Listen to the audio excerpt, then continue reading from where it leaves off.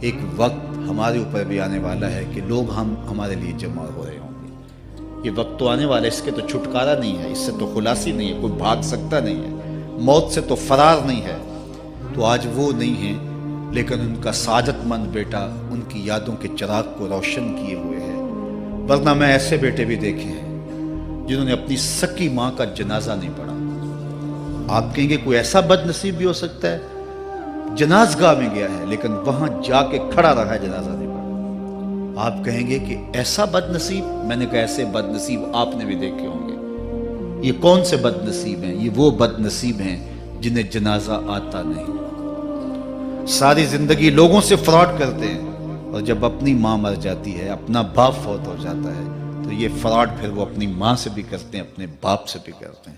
مجھے بتاؤ کتنا بد نصیب ہے وہ بیٹا کہ جو اپنی ماں سے، اور وہ بھی مرنے کے بعد فراڈ کر رہا ہے، اور اپنے باپ سے وہ بھی مرنے کے بعد فراڈ کر رہا ہے. اور کتنا خوش نصیب بیٹا ہے کہ جو روزانہ اپنی ماں کے لیے دعا کرتا ہے.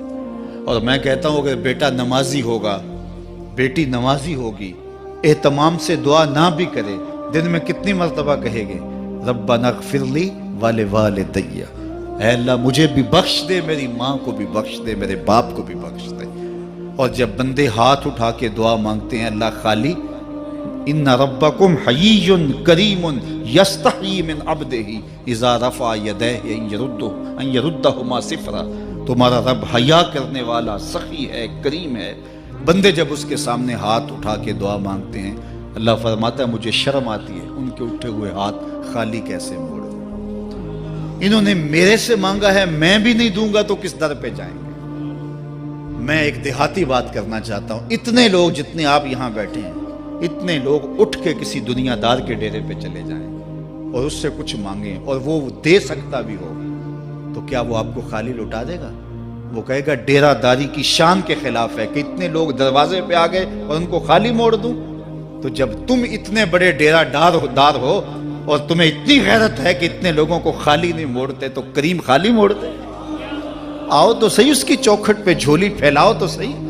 پھر دنیا داروں سے مانگنا ہو تو ان کی زبان میں مانگنا پڑتا ہے. اللہ سے جس زبان میں مرضی مانگو، عربی میں مانگو، اردو میں مانگو، ہندی میں مانگو، سندھی میں مانگو، اقبال کے لہجے میں مانگو، سادی کے انداز میں مانگو. نہیں مانگنا آتا خالی ہاتھ پھیلا دو، وہ بند لبوں کی بولیاں بھی سنتا ہے. آؤ تو صحیح اس کی چوکھٹ پہ، اپنے ہاتھ پھیلاؤ تو صحیح.